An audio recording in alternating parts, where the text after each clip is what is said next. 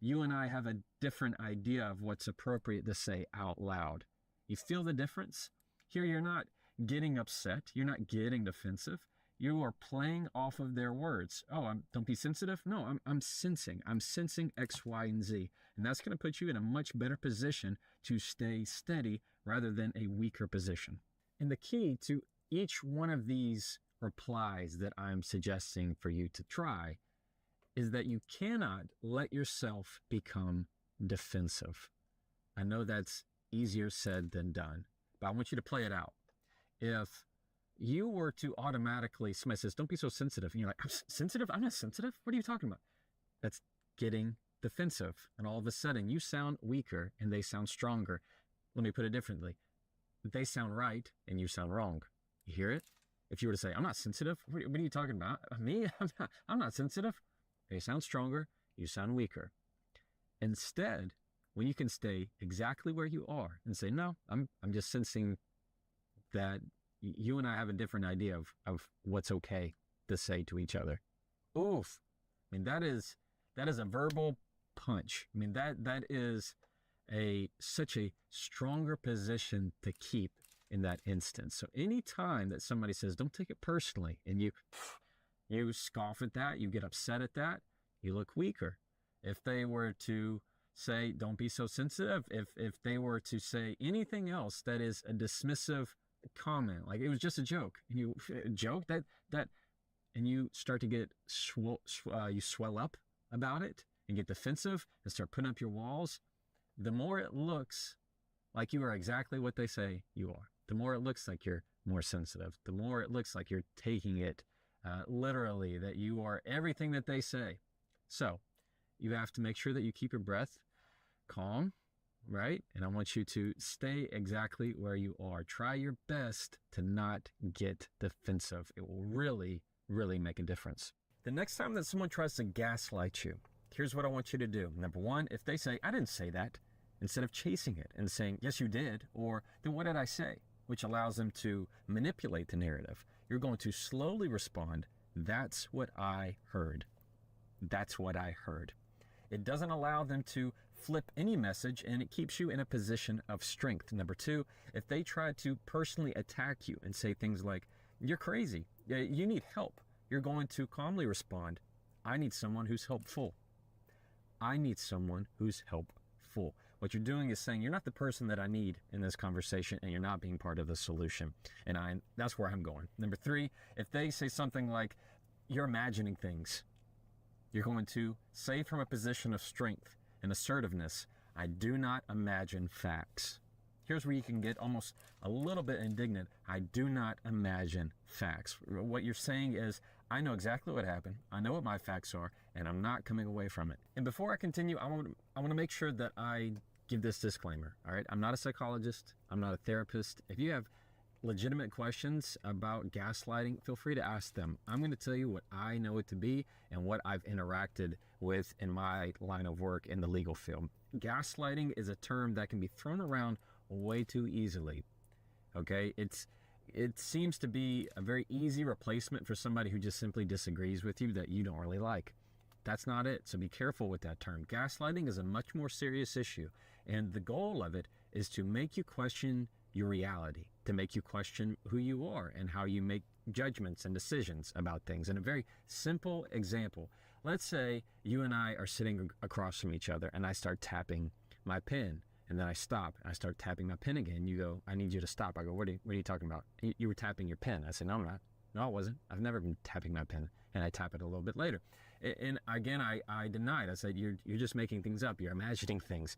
Over time, that's a very elementary example, but in a bigger scheme of things, things happen that somebody is seeing and you're noticing, but they deny it, deny that anything happened, and they start to make you feel bad about yourself, that you're wrong in your decision making, wrong in your memory, and then that you're just a person who feels very unsure about who they are in their reality, make you question everything, make you question the veracity, the truthfulness of things. And it's a way to manipulate you to form control.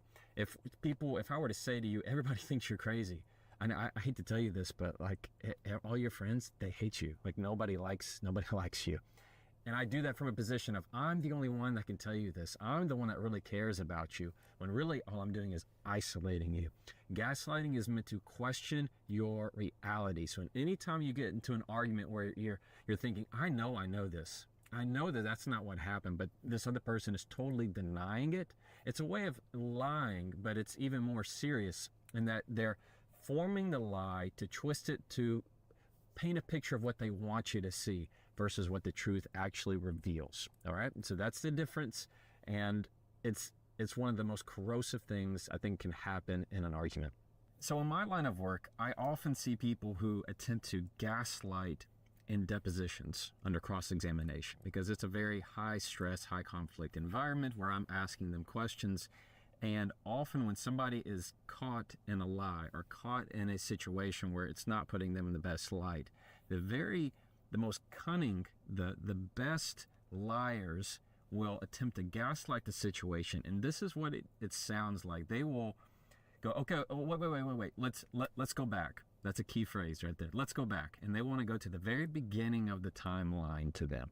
And they want to go, okay, this said this, and he said this, and she said this.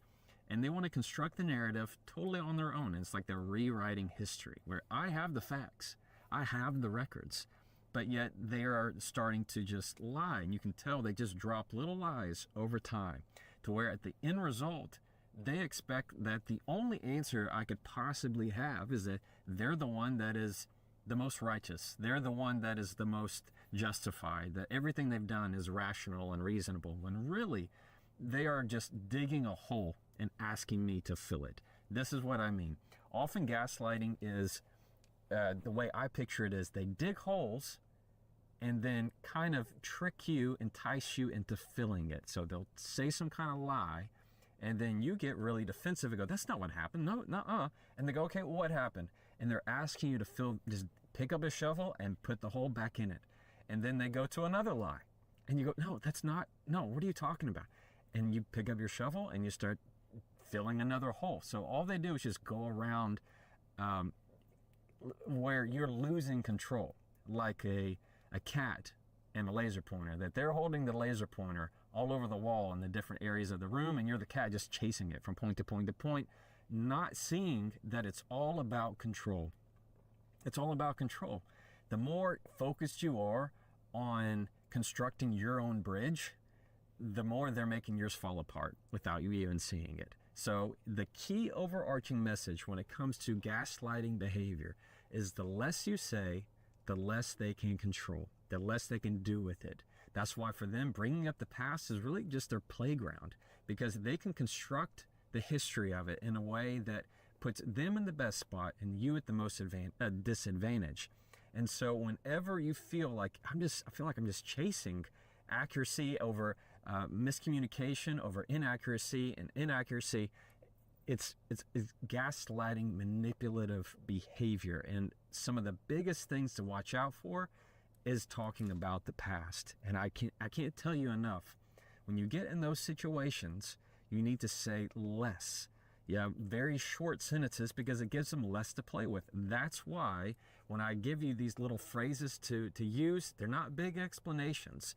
They're short. That's what I heard. That's what I heard. I cannot imagine facts. Little things that once you say them, they can't really do anything with them. And your response when they go, oh, and they get all frustrated, is just you repeat them. You say them again, and they really can't do anything, and they'll get frustrated. They'll leave. They'll change the subject, but just understand that's what it is. It's manipulative behavior to have you under their control. And that's something I will not allow. The first thing to know about standing up for yourself is knowing when to do it. Because number one, not everybody's worth getting out of your chair for. It is a know your worth mentality. And we're going to talk exactly where you need to go in your mind leading up to these conversations. Number two, get rid of the verbal disclaimers. These are little statements you say before you say what you need to say. Like, hey, I'm sorry, but I just feel like maybe. We're going to talk about getting rid of those and how to do it. Number three, stop justifying the no's. Stop having to feel like you need to explain yourself on and on just because you turn somebody down. When you do that, it takes away slowly from your self-confidence, and I don't want to see that. Now, maybe nobody's told you this, but just because somebody has said something does not mean that it requires a response from you. Just because they threw a pitch doesn't mean you have to swing. You just let it go by. There's this idea in our head that because somebody gave us an opinion, we have to give an opinion back. That's just not true. When it comes to standing up for yourself, it is often the person that is not worth your time that you don't need to give attention to. And often that's the exact opposite of what we do. We find ourselves trying to justify and explain to people that do not matter in our life, the people that rank low in our priority list, but yet we feel like we have to prove something to them every single time that we talk. Eliminate that concern. When people play chess, it's expected that you're going to take a pawn. Nobody freaks out about it. Nobody loses their mind when somebody takes a pawn because they know the value is not the pawn. They can take a rook. Okay. They want to take a queen. That's different. Understand that there's going to be lots of different conflicts in your life, lots of different conversations. They are not all the same. The feeling you get by talking with certain people, those friendships, where they rank in relationship to you, they're not all the same. So what I want you to understand is stop attending every argument that you're invited to. Just because somebody gave an opinion and said something to you, you have the choice of just letting it go. Saying that does not require any response from me. That is not worth my time. That's why I say it's a know your worth mentality. Before you stand up for yourself and feel like you have to say something, ask the question, is this person worth getting out of my chair for? Is this somebody that actually needs part of my energy? Because there is a strength and a wisdom in conserving your energy and protecting your peace. So the next time that happens, I want you to go through that filter and ask yourself, is this person worth getting out of my chair for? Because I know my worth. And please understand that goes for anything that they say. Just because they spew out garbage does not mean we're in the business of picking up trash. Let me say that again. Just because they spew out garbage does not mean that you're in the business of picking up trash. You can politely tell them where it should go. And it's not going to be on you. So understand that part of protecting your peace is understanding, I know what they're saying is not worth my time. I'm going to take it and set it aside. Personally, what I do in my own life is I have a waste basket. All right, I have a trash bag right next to me in my mind. And if somebody says something I don't like, rather than me feeling like I have to throw it back to them, and I have to pick up that trash, that gross, nasty thing that they said and give it right back to them, I just take it and I move it over and put it in the trash. You can say like at a computer or a laptop, you just get it, you drag it over, and you put it in the recycling bin, and then you delete it. You don't have to worry about it. You don't have to carry it. So understand, just because they throw out garbage at you does not mean that you're in the business of picking up trash. When you have to advocate for yourself, part of that mindset is knowing how to go into it. Too often, there is the hesitancy to say what you need to say. We treat it like it's I don't know, what do they have, like the cold plunge or a pool that's filled with cold water. If you tiptoe into it, it's much worse. When you don't say what you need to say right out of the gate, and instead you slowly walk into it with these little disclaimers, what I call them. This sounds like, hey, I just feel like I need to say this, I guess. And maybe I'm talking out of pocket here, but you ever heard that? You ever said that before? Where you say, yeah, I mean, listen, I'm sorry, but maybe, I'm just feeling more like you are trying to hesitate saying what you need to say, like you want to smooth it over. You want to hedge to make sure nobody feels like you're being too direct with it. But when it comes to asserting yourself, when it comes to stating your needs, nobody's going to do it for you. Remember, you're the one that has to be bold and out in the open with it. So think of it as that cold swimming pool. If you walk right into it, it's going to not feel great. It's not going to look smooth. It's not going to feel smooth. You either have two choices. You don't say it at all, or you jump right in. When you see people doing that cold plunge, they don't walk right into it. They don't slowly go into it. They put their whole body into it. So I want you to get used to that idea of I'm going to put my whole body into this thing. If I have something to say, I'm going to say it. I'm not going to feel like I have to apologize for it. I'm not going to feel like I have to be hesitant and hedge the whole time. If it is something that is on your heart and it is something that is truly asserting your needs in your life, you have one chance, one life, and this is it right here for you to be able to state your piece, assert your needs, and say what you need to say. Now, another part of this is often when it comes to standing up for yourself, it happens in moments where you need to say no to something. You need to turn something down.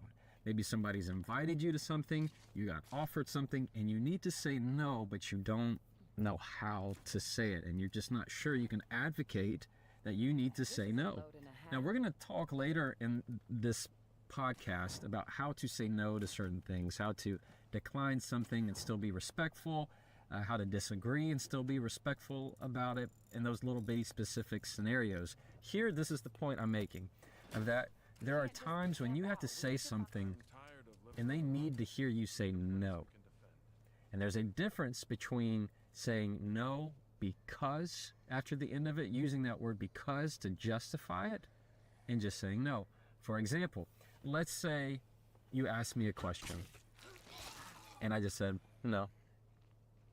No.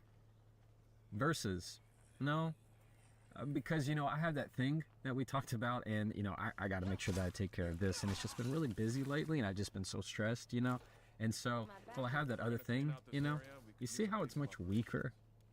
All of a sudden I've added 3 more sentences after the no, and I've slowly watered down the place that I need to assert my needs. If I need to say no to something, I need to say no. So eliminate that habit of always saying no because. It's just no.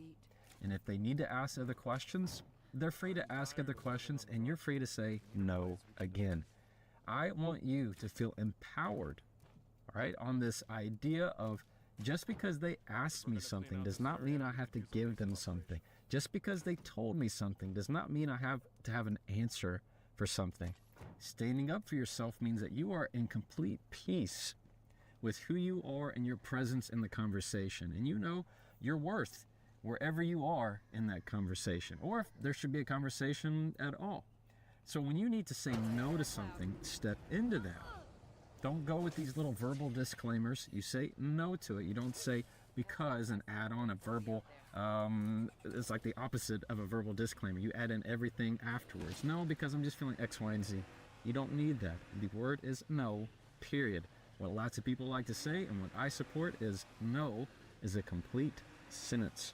What if you're with someone who does try to do that? So let's start out. His content, you guys, is so specific, is what I like about it. It's not just general principles. There's actually real phraseology, real words. Where perhaps you are the secondary person is what I would call it. So you could be husband and wife, boyfriend, girlfriend, friend, boss, and person they supervise. But one has sort of asserted the superior position in a conversation, if that makes sense. Almost like they're always teaching you a lesson, or they're in the control position. Is there a way to sort of, wrestle's the wrong word, but reestablish pecking order or at least equality in a conversation? You know what I mean when I say that?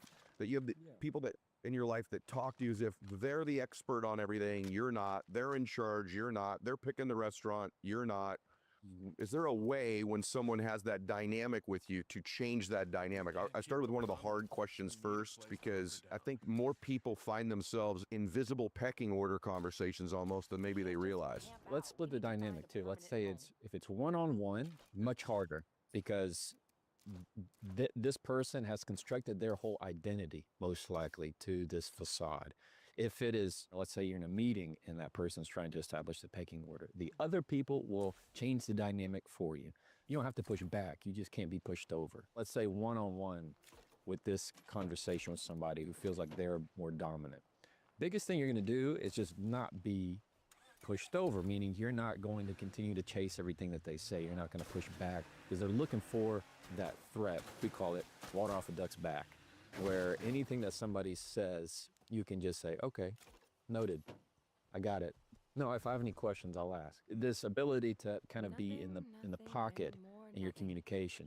The temptation is we want to compete with them. Oh, you just went skydiving? Oh, that's great. I just went twice. Oh, Ed's great. Yeah, you need to. And they start to compete with one another of how many names they can drop, how many experiences they can share. But all that does is show more and tells more about their insecurity than it does really about any kind of true substance. Let's just use the word alphas, or the people that are very confident in the communication, the conversation, typically say much less. You've been in those meetings where the person who always has their 2 cents, the person who always has something to say, is the person most likely the least removed from the actual true conversation of what's happening. They have to tell you so much so that you can know how smart they are. The real top dog is the person that's the most quiet. And when that person speaks, everybody's quiet and everybody listens. So insecurities are very loud, confidence is very quiet. You say that about leaders too. It struck me where you said actually great leaders learn to say more with literally fewer words than the non-leader. You believe that's one of the traits of a great communicator, of a leader, correct? Correct. Good leaders respond in conversation. Great leaders leave room for conversation. So when there is this mentality that the leader has to say, oh, I'm captain of this ship and everybody should know it. Oh, who do you think you're talking to? And they need to correct and drive traffic and go, go, go. The best leaders are ones that they don't have to prove everything. Insecure people feel like they have to prove. They have to say a whole lot just so you believe that they're smart. Confident people know that. Great leaders already know that. They're the ones that have this calm energy. In my view, the best leaders have a calm energy about them. When they're on the floor of whatever is happening, instead of this erratic, what's going on? Okay, we need to do this. And they start shouting and getting mad and yelling at people, versus the person who comes on the floor and goes, okay, what do we need to do next? What's happening next? Instead of the blame, it's where are we moving forward? So driving the conversation in a way that sets authority. People are looking for anchors in conversation. Same thing in their everyday business. Employees, supervisors, whoever it is, they're looking for the anchors in their organization, and same in everyday conversation. So you have to find the way to be confident enough to be the anchor. Brother, so good. The way you exhibit that, by the way, from the minute we flipped the camera on, even before we went live, there's a deliberate calmness to the way in which you listen. You actually listen calmly. It's one of the things I noticed about you instantaneously when the camera went on. Most of you don't know this because I'm an entrepreneur, but my major in college was actually broadcasting. And so it's amazing that God had this way 30 years later to create podcasts, and then I was able to take advantage of that background. But one of the things you have to learn in broadcasting, when you write your copy, is to write things with fewer words, because you have to deliver segments in these little bites of time. And that taught me to communicate with fewer words, saying the same thing other people take more words to do. And I do believe that that's an effective use. If you watch communicators, there are fewer words they use. It's almost like someone watching on broadcasting. What would you say are the biggest mistakes that people make when communicating with others? Biggest mistakes that people make in interpersonal communication? They're communicating to win, not communicating to understand. Too often they feel like they have a point that they want to make, and you have to understand that point. You have to take and adopt that point. Not tomorrow, now. And there's this urge of control of, I need you to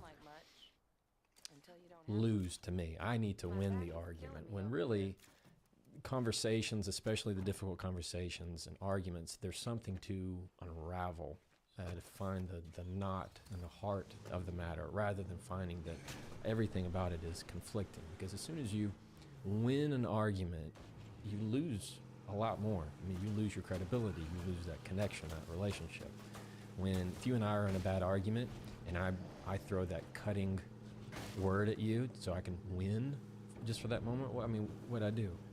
You won, congratulations. I've now won awkward silence. I've now won contempt. We still have to probably communicate with that person in some way. You have to work with them, live with them. And that feeling of, I finally gave that good zinger, it lasts 10 seconds. The next day you're going, why did I say that? That was such a... And now you regret. Now you have to apologize. And so that win you thought you wanted isn't what you needed after all. You're so right. One of my favorite videos of yours, you share with people how to best apologize, which sounds like it would be so self-explanatory, something Yeah. just like hardwired into, our psyche, but there's actually like a method to it. So how do we best Right. apologize?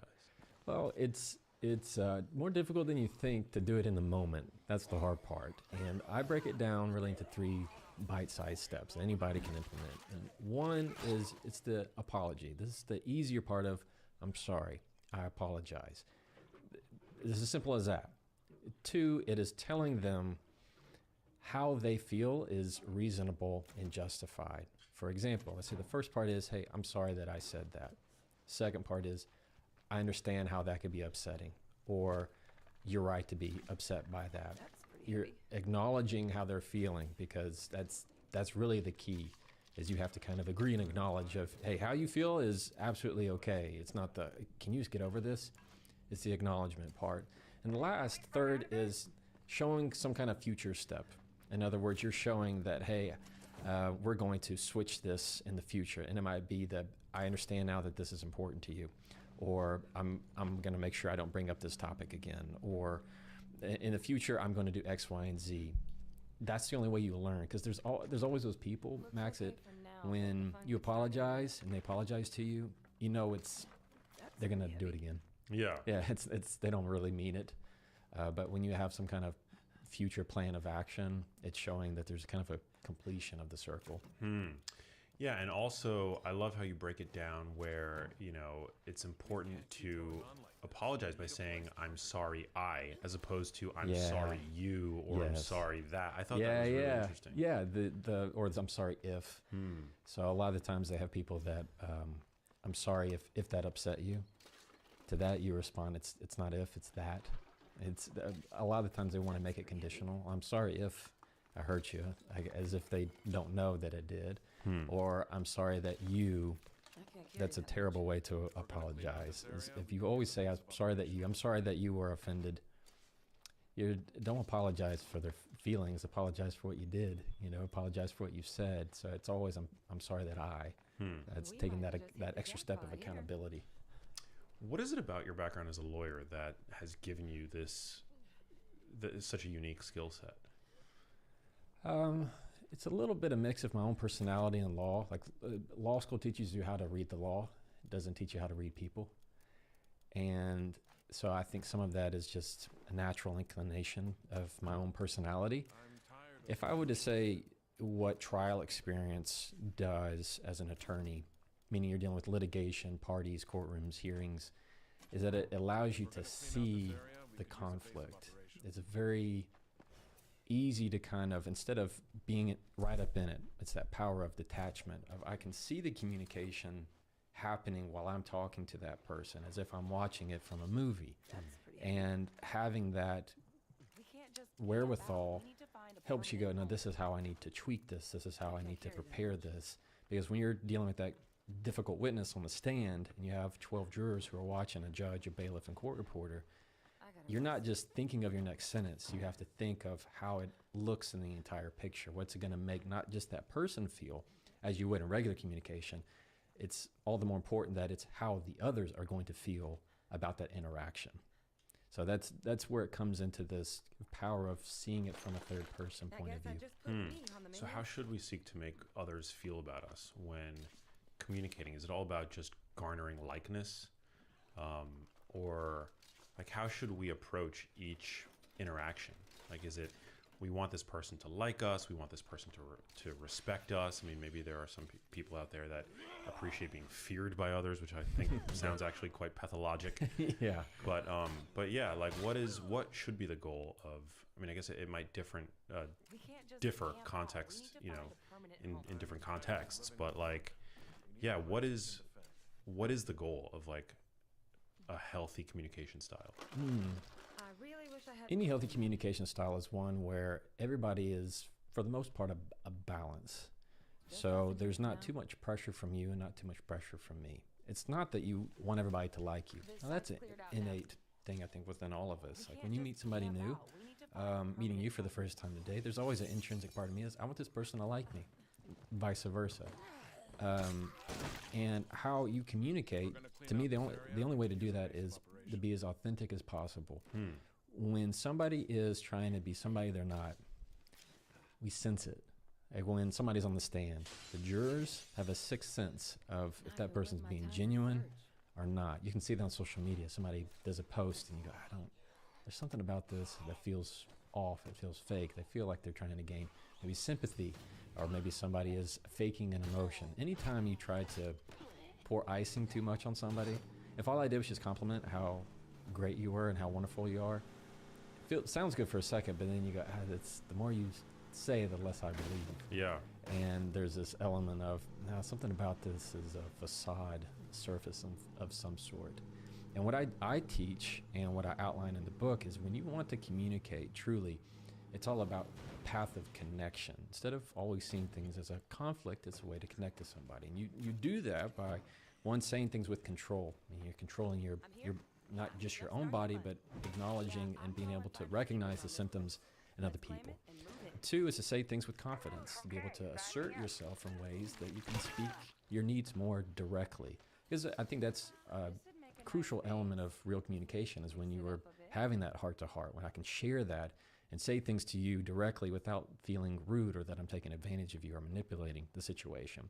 And lastly, you say it to connect, meaning you handle that difficult conversation with one that you feel like you really stood your ground on, or you feel like you represented yourself, rather than feeling like you always regretted that conversation. Because we've all had those difficult ones where after you got done, you go, God, that went terrible.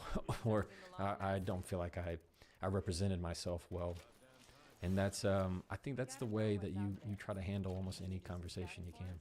Yeah, and it speaks so much, I think, to the times that we live in, where, we're seeing now that long form conversations by way of podcasting has really supplanted in many ways legacy media, the media of the past, couple of decades, century almost, where the communication style was inherently inauthentic, local news reporters. I mean, they speak a certain way, and the way that they speak, right, is not how any other normal human being speaks. It's not even how they speak. It's not even how they speak. Yeah, exactly.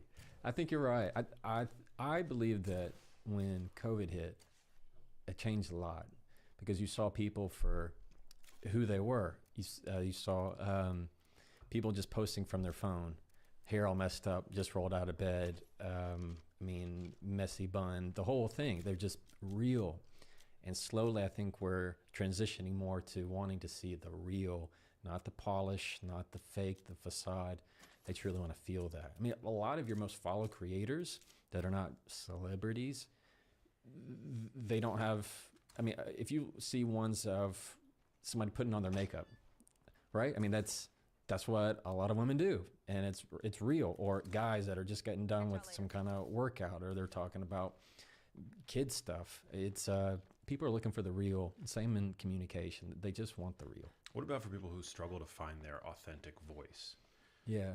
Do you lose respect faster when you can tell somebody's not respecting themselves, or when somebody says something disrespectful to you? When somebody says something disrespectful to you, if you don't respect yourself, that's a place for me to show you grace and kindness and patience. Like, yeah, I'll give you time for that. I understand. Yeah, you shouldn't have said that. This is what I'm thinking. Yeah, you shouldn't have said that, but I'm going to let it go. You know you shouldn't have said it. Versus if they say something like much uglier, that was only meant to hurt. Again, it depends on context. But yeah, you can lose respect for them much faster when they choose harm over healing. Do you think conflict can be settled at all through text messages or online messaging, or do you think when it comes to friendships, professional relationships, romantic relationships, it's always going to be best to hop on the phone, video chat, in-person meeting? Yeah, they can be, if you and the person are mature and intelligent and give each other the benefit of the doubt and not make a mountain out of a molehill. But if you're not, or if you don't know each other that well, always much wiser to just pick up the phone, let them hear your voice. That makes a big difference. I do it. I do it all the time. Text with my wife, and I got a response that felt very cold. anytime you get the K text, just a K, you're like, oh well, okay, they're ready to destroy me. You know, my life is over. I just got a K, or an MK, an MK. Like there's all different ways that we go, oh, that doesn't sound good. It depends on the person. Like my dad will just text okay to anything really you send him. I just know that's him, and I'll call him and he'll be like, oh, that's fantastic. But you know, the text you got. So it just depends on the person. But yeah, you're never gonna go wrong getting to hear their voice. And besides, a lot of times, like hearing your voice can make somebody's day. We are meant to hear and connect and speak as humans. It's not good for humans not to talk to other humans. There's that show, I forgot what it's called. It's like they send them to Alaska for like, say, spend 100 days alone in Alaska. Oh yeah, I know what you're talking about. Yeah, and at first they love it. They're so excited. They build their shelter. They're like, oh yes, I just harvested this rabbit and I'm doing all this. But by like 20 days, they're like, I haven't spoken to anybody. I miss my friends. I miss hearing people's voices. It's the loneliness that gets them. It's not their capability. I was just found that really interesting. What are some subtle ways that people can sound more intelligent when they're speaking? I know, because like sometimes people, when they'll say, you'll hear people say, if somebody says like a lot or that they don't sound as intelligent. I say like a lot and and I'm like, I think I still am pretty smart, but I know I can get better. So what are your thoughts on just some subtle ways people can improve? Yeah, you want to try to eliminate filler words the best you can, but it depends on context. So if you and I are just talking and I'm just being casual, say like and as much as you want. But if you're in front of a presentation, a group of people, and you need to persuade, like and become distractions. That's the problem. It's not that they're not comfortable. Everybody uses them. It's that they're distractions. And that distraction is telling you, I'm not confident. I'm not knowledgeable. I'm nervous. And people start to pick up on those little bitty things. So all you need to do is just replace that filler with silence, and you sound 1,000 times more confident. Then it sounds intentional. But yeah, it doesn't mean that there's something bad about them. I mean, I use them in just normal everyday speech. But it's when you're on a different level of conversation with somebody that it makes a difference. So if you're like my boss or something, you see how I just said that? If you're like my boss, then if I need to approach you about a salary or whatever, I come up to you and I say, yeah, okay, so like okay, here's the thing. I am really concerned about you've lost them. Yeah, you just wasted 12 seconds of them going, okay, whatever is coming out of your mouth, I'm already not wanting to hear it. Or if you say, hey, I hate to bother you. Well, great, you just told them, what I'm about to do is bother you. So buckle in. You know, there's these just phrases and ways to talk that there aren't going to be the best foot forward if you want to come off with confidence. So the best way is just to be direct. Like if you were talking to your boss and you wanted to raise, saying something like, hey, I want to talk to you about something that's super important to me. I would even make it more specific. I'd like to talk to you about my salary. When's the best time we can visit? Okay. Yeah, just right out of the gate. And there's no question. Because you have to think of from their point of view. As somebody who's of the employer side, what are they thinking? They don't want to be blindsided either. So why do you make it to where you wait until you're face to face for them to have any clue of what you're talking about? You need to be able to prep them for that conversation. You need to let them massage it, let them think about things. So the more specific, the better. And you think it's better just to lead with that out of the gate? Because sometimes people will put a buffer at the beginning, like, "Hey, hope you're doing well. Hope you had a great weekend. Hope that blah blah blah." Yeah. And you just think it's just be direct with it. Yeah. Exactly. Yeah. Because they know that doesn't matter. They know it. It's the same way with delivering bad news, right? If you're going to deliver bad news, delivering bad news is the same way of delivering want to have a sensitive conversation with somebody. If you I need to deliver bad news, and I say, hey, so how are you? So how you been? I know. Yeah, you doing good? You feeling all right? Okay. Well, I got some things to tell you, and I mean, you're just making them twist off in the wind of going, okay, what's happening? What's going on here? Are you quitting? Are you not quitting? What's going on? Versus, if you come out right out of the gate with bad news, they say to you just go, I got bad news. And give it a 2-second beat. I need to let you go. Well, now they know. Great. But if you need to have a sensitive conversation about something, it's much easier to say, hey, I need to talk to you about what you said at the party on Friday. When's a good time to talk? And be very specific, and then they know. Then they're prepared. Instead of just the vague text, we need to talk, period. Like, nobody likes that. Nobody loves that text. We need to talk. Talk about what? Hey, folks, time to give your neighbor a hand. Yeah, be more specific. And if the other person doesn't respond to that, do you give them any time window before, like, I mean, like, for instance, like if it's a relationship situation, you're texting somebody like, hey, I'd like to speak with you about what you said to me on Friday, and they don't respond to you about it, or they beat around the bush or whatever, do you follow up with them about it in a few days, like a week? Like, how do you handle that? Because sometimes that does happen. Yeah, well, it depends how much that person matters to you. But the fact that they don't want to interact should mean maybe you've made a mistake on how high up that person is on your priority list, or how important you are to that person.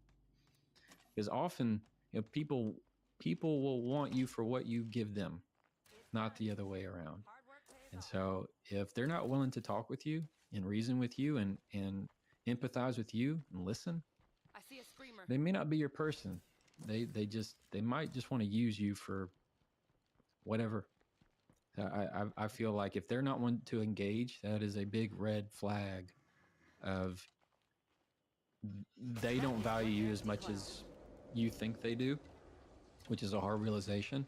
How some people just they might miss the text. They might not get it. They might try and push it off. But understand, if it's important to you, it should be important to them. If I were trying to earn your respect throughout this conversation, if I were to want to come across as somebody that I know what I'm talking about, if I was somebody that wants to come across as being high value, what do you think's the biggest thing that I should focus on for me to portray that to you? It's a feeling, and that feeling is warmth. If you really want to portray confidence, there's the temptation to feel like you have to be big. You need to be right in their face. Hey, high energy, high impact all the time. That does not convey confidence right away. It conveys desperation. It might convey eagerness. It might convey too much. So if somebody's just, you're sitting with me or with anybody, and you come on super strong, that might throw off the equilibrium of the conversation, where it's going, oh, this is too much. I'm just getting to know you. So it's much more easier if you think about the feeling of warmth and what that is and how that sounds and how that resonates with you. So if I want to portray confidence, it's to slow down my words, to make sure that I don't uptalk with things. It's to make sure that I am pausing correctly with you and making eye contact and having that intention. I'm not looking around the room. I'm focused right with you. My chin's up. I'm not looking down. My shoulders are back. And I'm just wanting to engage fully with who you are and who I am, and making sure that we match the same frequency rather than coming in hot and heavy. Why do you think people come on too strong in conversations? A desire to be loved, a desire to be liked, a desire to feel like they are special and they're different from somebody else. It's just overcompensating most of the time. If you're wanting to project high energy, it's different if you're performing in front of a whole bunch of people. You're speaking to a bigger audience. Got it. You need to have that energy because it has to be spread over a much bigger number of people. But if it's just one person, you don't need to come on that strong. It's much easier just to meet them where they are. In other words, I don't have to come parachute into the conversation. I just need to walk up and shake your hand. And they need to feel that in your voice and your tone and your tenor and how that operates. Yeah, I mean, I've noticed with myself that the lower my self-esteem was at the time, the more I needed to fake it in a conversation and try to show up in a way that wasn't who I was, because I was so miserable with the person that I was. I felt that the other person would automatically know that there was something wrong with me because of the way that I was feeling. And then what I realized is, most people aren't really paying attention to that. You actually look more unconfident when you're trying to, fake it to somebody throughout the course of a conversation.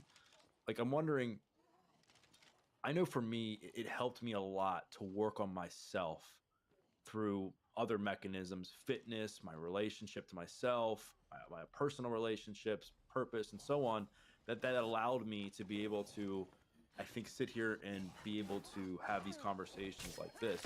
Do you think that for you personally, is that the way to appear more high value, high level of self-respect, etc., or is it just exposure therapy practice for having conversations like this? It's a comfort with yourself.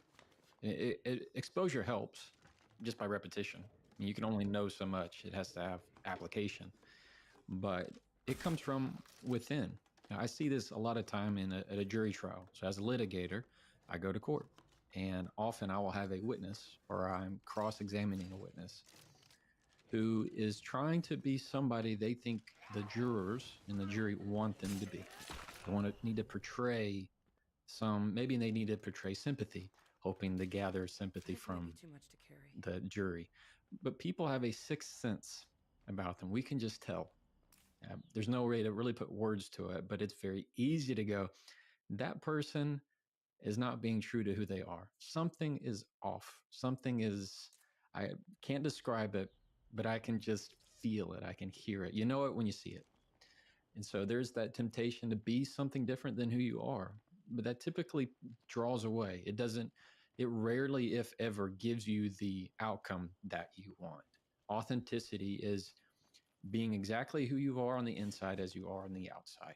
People, leave the window fronts for shopping, but don't make it your home base of who you are and your personality, because eventually it's going to either hurt the relationship that you're trying to have, which is based upon a falsity, or it's going to eventually grind you down, because after a while it's just going to be friction, and that's going to have a rub, and that's going to get worn, and that's going to be hard to.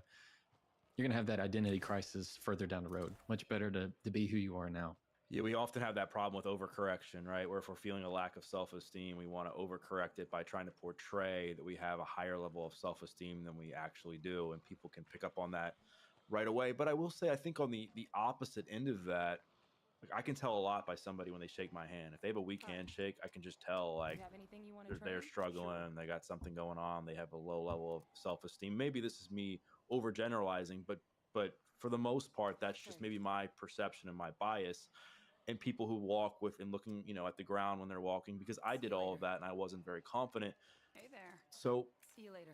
do you think in situations like that where people are feeling less confident, passive, they're maybe not an extrovert, but they're trying to appear confident, in your experience, like, what's the best way for somebody to bridge that gap so that they're not turning somebody off by being too passive, having a weak handshake, looking down, but they're also not coming out as this over charismatic person, which can be easy for people to pick up on right away? It's a balance, and that balance is specific to context. It's specific to the situation, and a lot of different factors. There's this fear, and it's a type of psychological threat of identity, and that makes you question, what if they don't like me? What if they don't like who I am? Is who I am enough in this moment? And that causes you to have maybe not the weak handshake, but it causes you to feel down, to have that negative energy. Whereas on the opposite end, if you're always needing to be the person to say something, often the person who says the most knows the least. You've been in those boardroom meetings, and the person who's always chiming in is typically the person who's least connected with what's going on. But the confident person, the authentic person, knows that they don't have anything to prove. So the advice is, understand you have nothing to prove. Your value is exactly what your value is. You don't dilute it by saying too much. You don't undervalue it by not saying enough. So it's this understanding of, I don't have anything to prove, not with my words, not with my actions. I know exactly who I am. And that allows you to be able to use pauses more effectively. It allows you to have stronger conversations, because less is often more when your words are more concentrated. When you say less, confident people know they don't have to have an answer to everything. They don't have to say every little thing that comes to their mind. The person who's the most knowledgeable in the room, typically in that board meeting, is the one who says the least. And so it's always the reverse of what we originally think. If you enjoyed that clip and want to see the rest of the conversation, you can click right here. Or if you want to see the latest episode of the Jefferson Fisher Podcast, click right here, and I'll meet you there. A bit of bed rest ought to straighten me out.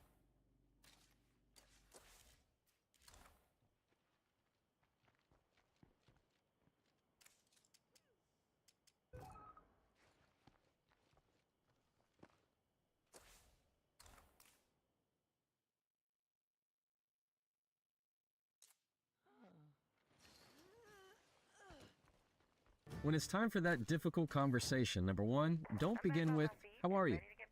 How are things? Difficult conversations are not the time for small talk. The only thing that should come out of your mouth is thank you for making the time to talk with me. Number two, follow that up with, I need your help.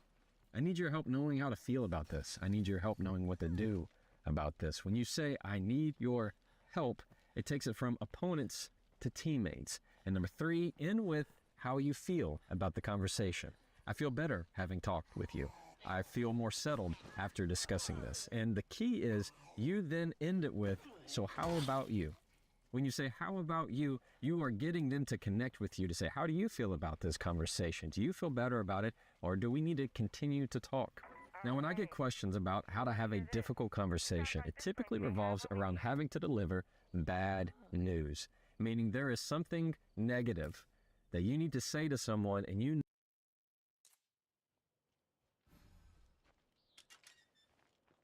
when it's time for that difficult conversation, number one, don't begin with, how are you?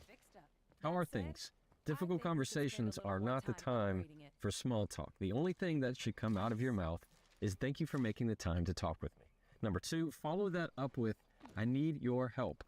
I need your help knowing how to feel about this. I need your help knowing what to do about this. When you say, I need your help, it takes it from opponents to teammates. And number three, end with how you feel about the conversation.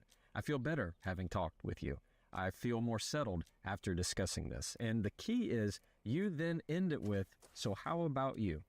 When you say, how about you, you are getting them to connect with you to say, how do you feel about this conversation? Do you feel better about it, or do we need to continue to talk? Now, when I get questions about how to have a difficult conversation, it typically revolves around having to deliver bad news, meaning there is something negative that you need to say to someone, and you know they are not going to like it. You know they're going to get upset. It's going to bother them. It's going to ruin the mood. It's going to ruin the atmosphere, or possibly ruin the relationship. Or you see it with how to address a sensitive topic. Maybe it's something that's been laid heavy on your heart and you don't know how to start, or something that's been bothering you and you know it's for the best that you talk to this other person about it and you just don't know where to begin. You remove the difficult from difficult conversations when you break it down into bite-sized pieces that are going to connect you to that other person. Now, typically in my life, where I see difficult conversations is when I have to deliver bad news to a client. You know, not every case is perfect, and not every client is a good client, and not every case is a good case. The law applies to the facts, so sometimes you have to tell them, I'm sorry, but the law doesn't allow this, or the law is against you on this case. So that just is part of normal life. And how you handle that conversation, meaning not just what you say, but more importantly, how you say it, can mean the difference between making what comes after the difficult conversation easier or just more difficult. Now, the strategy does change slightly depending on whether you need to deliver bad news or simply discuss a sensitive topic. When it comes to strictly bad news, the faster you get that bad news out, the better the conversation is going to go. For example, if you have to fire someone, the first thing out of your mouth should be, I have bad news. Or you need to say something that's hard for them to hear, you tell them that. This is going to be hard to hear. This is going to be a difficult conversation. This is not going to be fun for us to talk about.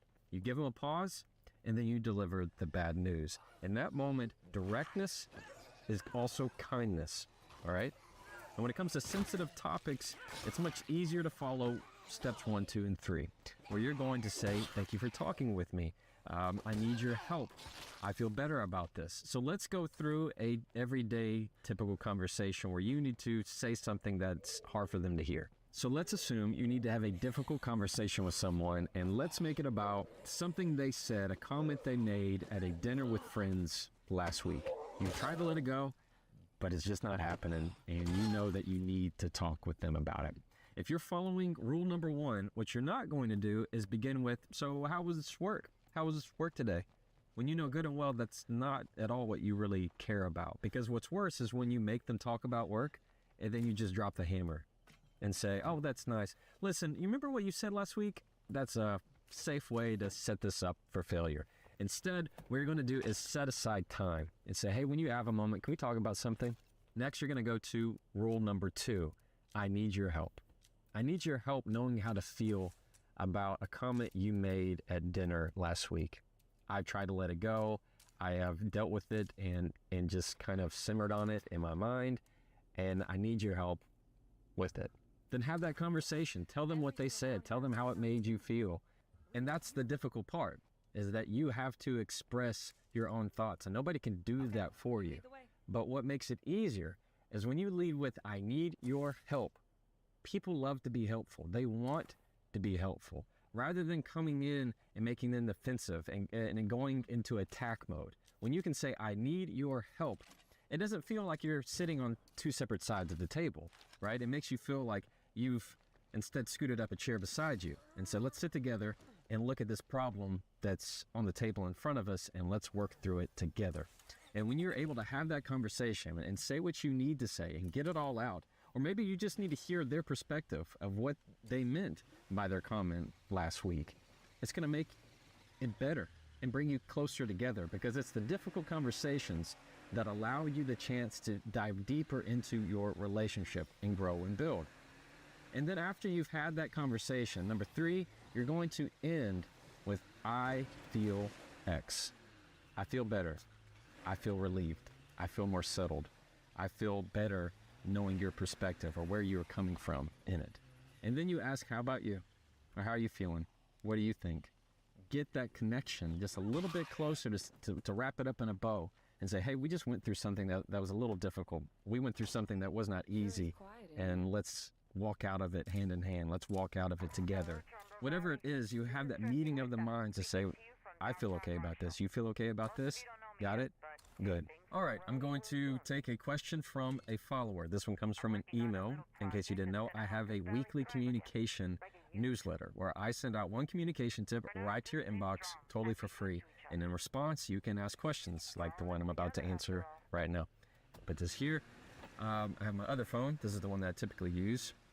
This one comes from Derek in Oregon. Derek says, hey, Jefferson, love your content. Thanks, Derek. I have a difficult conversation. I have to speak with, I'm not going to say his name, my supervisor, my manager, about an issue. I always feel like he puts down my ideas and does not take them seriously. I'm afraid that if I address this with him, it's going to make me look bad. Derek, I got you. That makes a lot of sense, and I'm sorry that you're in that position. I wish that if your supervisor made it a lot easier to have these kind of conversations. This is what I want you to do. I think that might Number actually 1, still be roadworthy. set aside time for this conversation. That Don't building, just not abandoned. knock on his door and say, hey, do you have a few minutes? We ought to That's set not that the way to spot go. for an All right, outpost before Derek, I want someone you else to does. set aside real time. That means ahead of time you say, hey, later today or tomorrow or this week, can I set aside 30 minutes to talk with you about something? That's the way you do that. And then when it comes time 2, you're going to follow number 1 and say, thank you for setting aside the time to talk with me. Number 2, you're going to begin with, I need your help. I need your help with knowing how to feel about something. Or you can tweak it to say, I need your help in really your insight. If you ever felt like this before, or if you came across this feeling before, even if it has to do with them, they've been in that position before. Everybody has. Okay, everybody has, Derek. So you're going to say, I need your help. And they're going to kind of straighten up, say, all right, this person needs my help, or maybe they need my insight. And ask them, I have had issues with expressing my views in meetings or wherever it is, and I can't help but feel like my contribution is not wanted. I don't know how to feel about that. And then just go quiet. Don't keep rambling. Don't, if they ask for an example, go ahead and give it to them, but don't keep talking and over explaining. Keep it short and put it in their side of, put on their side of the net. All right. Once you have that discussion, then number 3, you end it with, I feel better about that. Thank you. But or ask them, how do you feel about it? Is there anything else that I can do? You have that one-on-one, that heart-to-heart to say, we've set aside time for this. I need your help with this. And maybe they will, hopefully, if they're serious and this is a place that you need to be and work and have a professional career in, and hopefully this manager is someone who's going to accept this conversation and understand that they can help you, that they have felt this way in the past, and they can offer a great way forward. And that's how to have that difficult conversation. The biggest thing is just don't be afraid to ask them in a way that sounds like you're learning. When you come at it from an angle of wanting to be a student rather than an expectation of they should behave this way and you should behave that way, just soften that and say, look, I'm trying to learn here. I need your help here. I have ideas that could benefit this company or benefit this team, and I don't feel like they're being appreciated. How can I be better about that? And then listen. When you stop trying to prove something and start trying to learn and listen instead, magical things can happen in your life. And so when you talk with that supervisor and you have that discussion with him and you end it with, great, I feel better about this. How do you feel about it? And he says, oh, I feel good. I feel X, Y, and Z. If this person is serious and wants to be a good manager and this is where you need to be in your life, that's how I would handle that conversation, Derek, and I wish you all the best. One of the biggest things that I want you to keep in mind about difficult conversations is that they are a catalyst for more real in your life. Real, genuine, authentic things in your life. Here's what I mean. The deeper relationship you want to have with someone, the greater tolerance you have to have for difficult conversations. If you only want easy, if you only want surface level conversations, I'll show you a surface level relationship. Think about the times or the closest people that you have in your life. These are the ones who have been with you, that have rolled up their sleeves and been in it with you from day one, or at critical moments in your life that were not easy. They've been with you through the hard, the difficult. They've had those hard conversations with you. What would you say are the biggest mistakes that people make when communicating with others? Biggest mistakes that people make in interpersonal communication? They're communicating to win, not communicating to understand. Too often they feel like they have a point that they want to make, and you have to understand that point. You have to take and adopt that point. Not tomorrow, now. And there's this urge of control of, I need you to lose to me. I need to win the argument. And really, conversations, especially the difficult conversations and arguments, there's something to unravel, to find the knot in the heart of the matter, rather than finding that everything about it is conflicting. Because as soon as you win an argument, you lose a lot more. I mean, you lose your credibility, you lose that connection, that relationship. If you and I are in a bad argument and I throw that cutting word at you so I can win just for that moment, well, I mean, what'd I do? You won, congratulations. I've now won awkward silence. I've now won contempt. We still have to probably communicate with that person in some way. You have to work with them, live with them. And that feeling of, oh, I finally gave that good zinger, it lasts 10 seconds. The next day you're going, why did I say that? That was such a... And now you regret. Now you have to apologize. And so that win you thought you wanted isn't what you needed after all. You're so right. One of my favorite videos of yours, you share with people how to best apologize, which sounds like it would be so self-explanatory, something just like hardwired into, our psyche, but there's actually like a method to it. So how do we best apologize? Well, it's more difficult than you think to do it in the moment. That's the hard part. And I break it down really into 3 bite-sized steps anybody can implement. And one is, it's the apology. This is the easier part of, I'm sorry, I apologize. It's as simple as that. 2, it is telling them how they feel is reasonable and justified. For example, let's say the first part is, hey, I'm sorry that I said that. Second part is, I understand how that could be upsetting, or you're right to be upset by that. You're acknowledging how they're feeling, because that's really the key, is you have to kind of agree and acknowledge of, hey, how you feel is absolutely okay. It's not the, can you just get over this? It's the acknowledgement part. And the last, third, is showing some kind of future step. In other words, you're showing that, hey, we're going to switch this in the future. And it might be that I understand now that this is important to you, or I'm going to make sure I don't bring up this topic again, or in the future, I'm going to do X, Y, and Z. That's the only way you learn, because there's always those people, Max, that when you apologize and they apologize to you, you know they're going to do it again. Yeah. Yeah, it's they don't really mean it. But when you have some kind of future plan of action, it's showing that there's kind of a completion of the circle. Yeah, and also I love how you break it down where, it's important to apologize by saying I'm sorry as opposed to I'm sorry you, or I'm sorry that. I thought that was really interesting. Yeah, or I'm sorry if. So a lot of the times they have people that I'm sorry if that upset you. To that you respond, it's not if, it's that. It's a lot of the times they want to make it conditional. I'm sorry if I hurt you, as if they don't know that it did. Or I'm sorry that that's a terrible way to apologize. If you always say I'm sorry that you were offended, you don't apologize for their feelings, apologize for what you did, apologize for what you said. So it's always I'm sorry that it's taking that extra step of accountability. What is it about your background as a lawyer that has given you such a unique skill set? It's a little bit of mix of my own personality and law. Like law school teaches you how to read the law. It doesn't teach you how to read people. And so I think some of that is just a natural inclination of my own personality.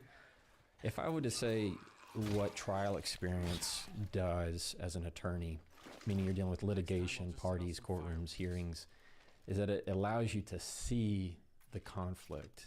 It's very easy to kind of, instead of being right up in it, it's that power of detachment. I can see the communication happening while I'm talking to that person, as if I'm watching it from a movie. And having that wherewithal helps you go, no, this is how I need to tweak this. This is how I need to prepare this. Because when you're dealing with that difficult witness on the stand and you have 12 jurors who are watching, a judge, a bailiff, and court reporter, you're not just thinking of your next sentence. You have to think of how it looks in the entire picture. What's it going to make not just that person feel as you would in regular communication. It's all the more important that it's how the others are going to feel about that interaction. So that's where it comes into this power of seeing it from a third person point of view. So how should we seek to make others feel about us when communicating? Is it all about just garnering likeness? Or like, how should we approach each interaction? Like, is it, we want this person to like us, we want this person to respect us? I mean, maybe there are some people out there that appreciate being feared by others, which I think sounds actually quite pathologic. Yeah. But yeah, like what should be the goal of, I mean, I guess it might differ context, in different contexts, but like, yeah, what is the goal of like a healthy communication style? Any healthy communication style is one where everybody is, for the most part, a balance. So there's not too much pressure from you and not too much pressure from me. It's not that you want everybody to like you. Well, that's an innate thing, I think, within all of us. Like when you meet somebody new, meeting you for the first time today, there's always an intrinsic part of me is, I want this person to like me, vice versa. And how you communicate, to me, the only way to do that is to be as authentic as possible. When somebody is trying to be somebody they're not, we sense it. Like when somebody's on the stand, the jurors have a sixth sense of if that person's being genuine or not. You can see that on social media. Somebody does a post and you go, there's something about this that feels off. It feels fake. They feel like they're trying to gain maybe sympathy, or maybe somebody is faking an emotion. Anytime you try to pour icing too much on somebody, if all I did was just compliment how great you were and how wonderful you are, it sounds good for a second, but then you go, the more you say, the less I believe. Yeah. And there's this element of, something about this is a facade, a surface of some sort. And what I teach and what I outline in the book is when you want to communicate truly, it's all about path of connection. Instead of always seeing things as a conflict, it's a way to connect to somebody. And you do that by, one, saying things with control. And you're controlling your not just your own body, but acknowledging and being able to recognize the symptoms in other people. Two is to say things with confidence, to be able to assert yourself in ways that you can speak your needs more directly. Because I think that's a crucial element of real communication, is when you are having that heart-to-heart, when I can share that and say things to you directly without feeling rude or that I'm taking advantage of you or manipulating the situation. And lastly, you say it to connect, meaning you handle that difficult conversation with one that you feel like you really stood your ground on, or you feel like you represented yourself, rather than feeling like you always regretted that conversation. Because we've all had those difficult ones where after you got done, you go, God, that went terrible. Or I don't feel like I represented myself well. And that's, I think that's the way that you try to handle almost any conversation you can. Yeah, and it speaks so much, I think, to the times that we live in, where, you know, we're seeing now that long form conversations by way of podcasting has really supplanted in many ways legacy media, the media of the past, you know, couple of decades, century almost, you know, where the communication style was inherently inauthentic, you know, like local news reporters. I mean, they speak a certain way, and the way that they speak, right, is not how any other normal human being speaks. It's not even how they speak. It's not even how they speak. Yeah, exactly. I think you're right. I believe that when COVID hit, it changed a lot, because you saw people for who they were. You saw people just posting from their phone, hair all messed up, just rolled out of bed, I mean, messy bun, the whole thing. They're just real. And slowly, I think we're transitioning more to wanting to see the real, not the polish, not the fake, the facade. They truly want to feel that. I mean, a lot of your most followed creators that are not celebrities, they don't have, I mean, if you see ones of somebody putting on their makeup, right? I mean, that's what a lot of women do, and it's real. Or guys that are just getting done with some kind of workout, or they're talking about kid stuff. It's people are looking for the real. Same in communication. They just want the real. But you seem really nice. I met a lot of trial attorneys back in the day. I used to work in the mental health and Rule 11 competency court. Oh, okay, It was brutal. Not that nice of people all the time. You seem very happy and nice and well adjusted. Well, thank you. You can blame that on my parents. Yeah? I find that a lot of attorneys are nice. Yeah. They just think that that's what attorneys are supposed to be like, or do, or be. So to me, that's, you know, like you put on a suit and tie. Right? That doesn't change who they are. Yeah. It's also, it's their costume. It's their suit and tie. They feel like that's who they have to become.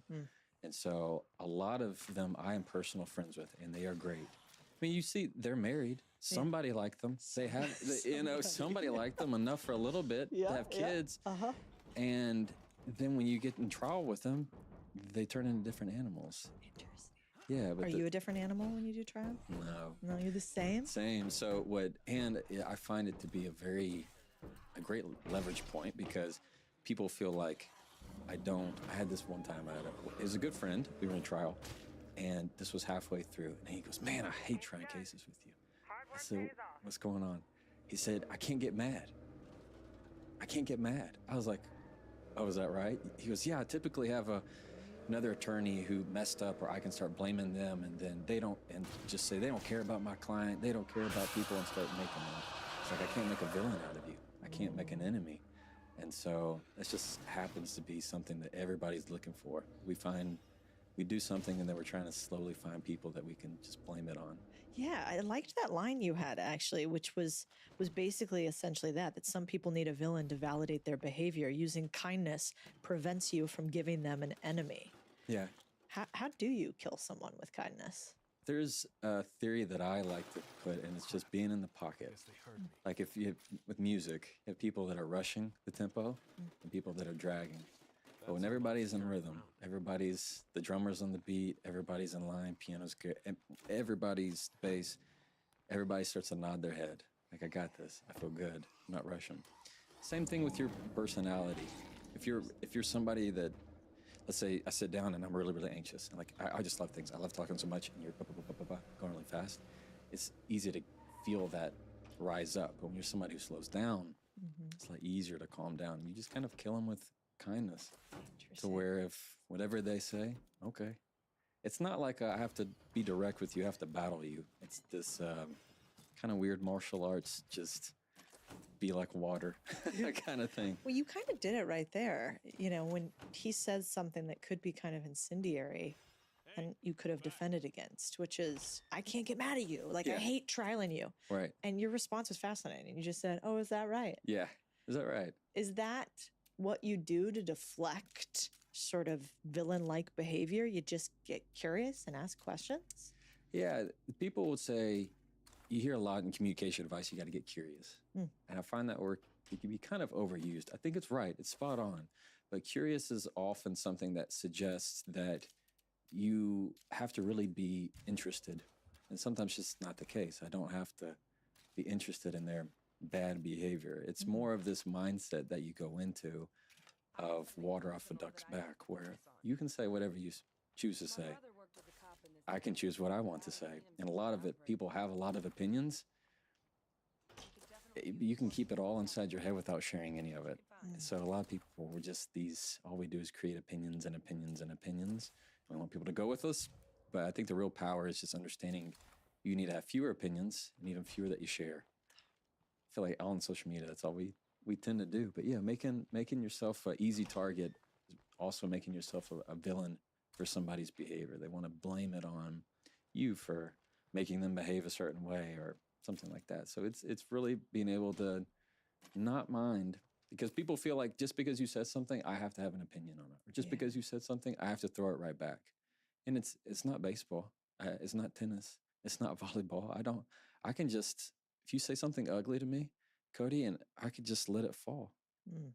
As if I look at it and go, is that really what you want to say? Did you say the same thing I think you said? Versus me catching it, taking it personal. How dare you? That's when you get into that's when you lose track of who you are. You've like kind of accepted their frame then, basically. It's like now you're defending against a frame, which allows you to sort of step into their world, as opposed to if you just question it back. Yeah. Then you call it like you switch the power tables, or you switch the power law. Yeah, yeah. They like the people say you flip the script or you flip the tables. For me, when somebody's acting poorly, they're kind of digging a hole. And when they're acting ugly towards you, you have the choice. Do you want to jump in the hole with them and start saying all the ugly things, or do you just want to say, "How's it going down there?" you know, it's okay. I'm up here anytime you want to come up, but you enjoy that down there. But you can tell. I mean, even how you and I are talking, we naturally, because I've been going a little bit slower, you go slower. And it happens in everyday conversation with all of it. I watch your the videos. I love the videos that you have of you in the car, of like content on the go, which I think is so cool. You do those. But, you're the famous content and but there's different. Guy. Somebody's filming you. Like mine's like I'm looking like I'm FaceTiming my grandma. You know, like something like that. It's very endearing, though. Oh, thank you. Yeah. But that's what you want. You want people to feel the authenticity in the communication. Yeah, and you do the same thing. Like the content you put out is 100% you, and people know the difference. Yeah, I'm always yelling at people though. You're very good at you're not so much of a yeller, huh? No, I wasn't raised to be a yeller, but also I was also raised that if you really want to make somebody feel bad, don't yell. There are people that wish, you've been in those situations where people wish you would yell.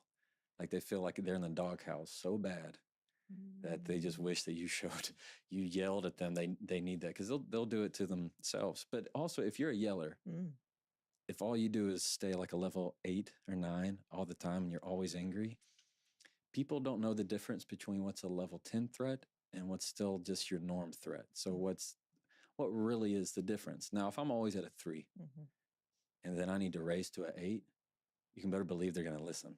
Because they go, whoa, this is out of the blue. This isn't his normal. This is different. If you're always up there at the top, nobody's going to know the difference and they really won't listen to it. It's the same thing with just people who say less.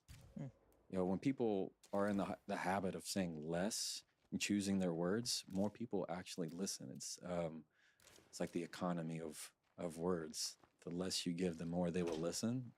The more you say, the less they will. Yeah, it's true. I was just interviewing Robert Greene the other day. Yeah, how was that? Oh, amazing. I mean, I was very nervous for that one because Why? I love the book. I love the book, Yeah. 48 Laws I of haven't met Power. him, but I've heard he's cool. He's he's in his 80s and he had a stroke Yeah. and he moves real slow, Right. but he has this huge brain. And he's very thoughtful on each word.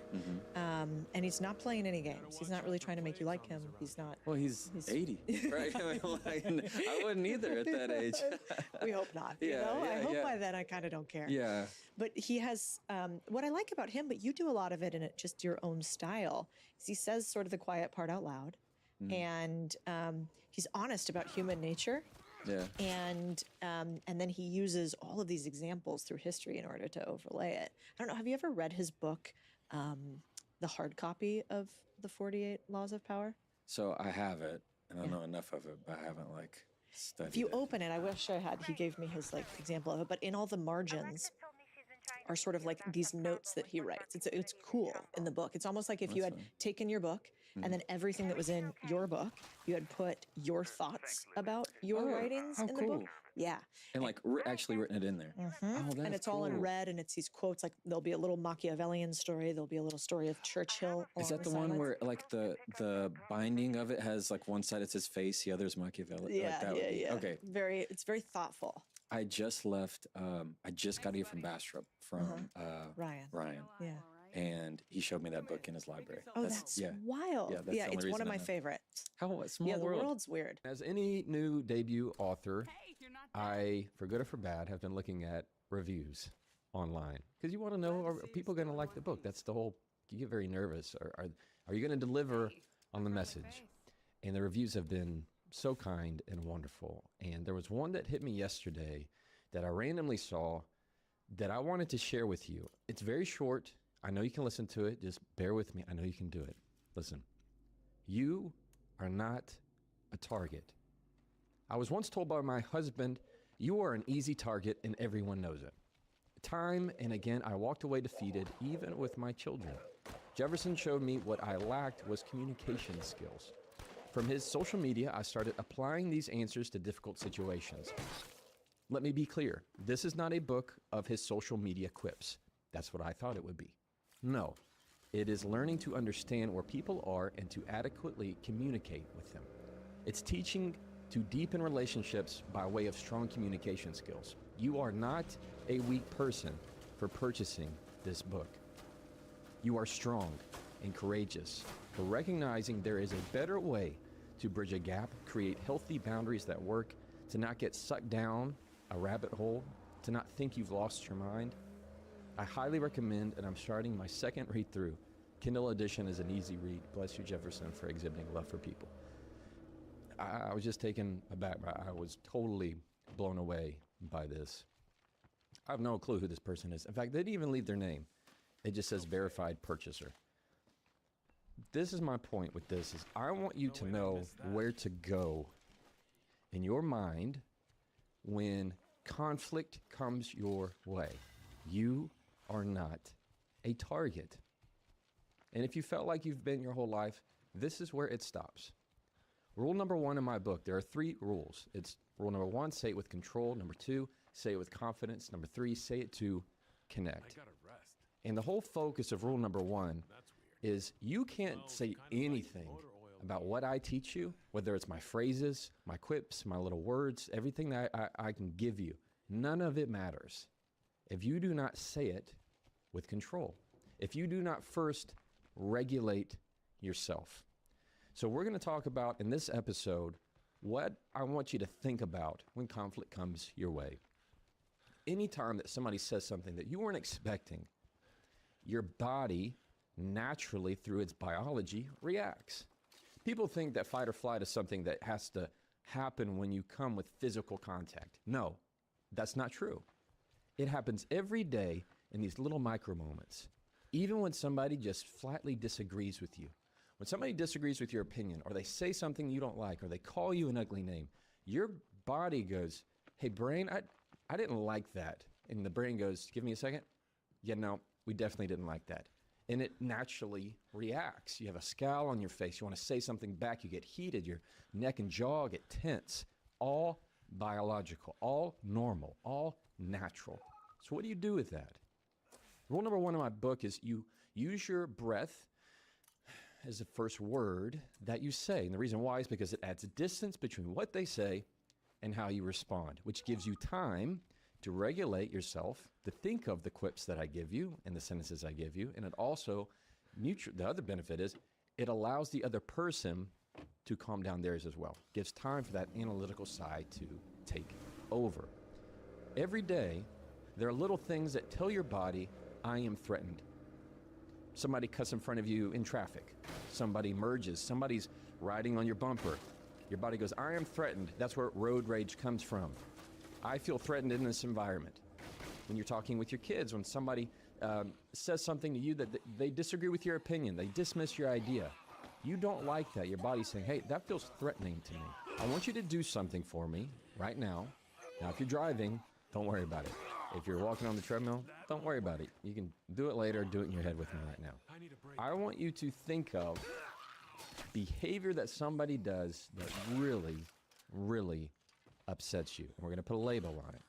For example, maybe it's disrespect, dismissive, condescending, belittling, rude. Whatever it is, make it yours. What is a behavior that somebody exhibits that really just feels like it sets you off, that you just explode when somebody does this to you? You got it? You find that word. Now, write it down, and right next to it, I want you to write, does not threaten me. Does not threaten me. So, the sentence would be, dismissiveness does not threaten me. Rude comments, backtalk, insults do not threaten me. This is the mindset I want you to have when this kind of stuff comes up in your life. Why? Because it is telling your body of, hey, when somebody raises their voice, that doesn't threaten me. When somebody calls me that, the way I'm reacting and telling my body is, hey, this does not threaten me. That's what you're doing with your breath in that moment. That's why we give it time to tell your body what is happening in front of me is not a threat, right? It's this idea that you've seen the big animals, whether it's a lion or an elephant or something, they have like maybe a little dog or something. They just go, what is this? It's like a little animal coming up to a big animal. They're not threatened in any way. That's the whole mindset here of, hey, what you're doing this isn't threatening to me. I'm seeing right through it. Cool? I'm going to tell you a quick story right now that I don't think I've ever shared. This was, maybe 3 weeks ago or so. And where was I? I think it was in San Diego Airport. I was in the San Diego Airport. It may have been San Diego. Everything's blending together at this moment, and it's early. Give me a break. I got through security at TSA and went, and I was looking for my gate, and I kept following the signs, and then all of a sudden I was outside of the security. The gate, the terminal, it wasn't the terminal. The gate was actually in a separate terminal, and I just walked myself all the way through. I had already gone through security. I had already gone through all the check and the getting your stuff out and ready and giving your ID. I started walking out, and I passed this exit where it goes, the point of no return, where it has a red line there at the airport. And I walk out of it, and all of a sudden, this is me by myself, and I look, and I say this out loud. I go, oh my gosh, I got to do this all over again. Because I have to know I'm going further down where a separate terminal is. And I say, oh my gosh, I got to do this all over again. And a voice that I had no clue where it was coming from, female voice, goes, that's why you should read the signs, sir. Oh, I better get to it. And I'm trying to find who that is. And I turn and look. And as I'm looking, she goes, you have no one to blame but yourself, sir. That's why we have signs. I don't know if you're feeling this, just hearing it to me. Just the way the tone came across was so condescending and unexpected and unnecessary. You ever had that? That's why we have signs, sir. You have no one to blame but yourself. And I remember being just taken aback. Who are you?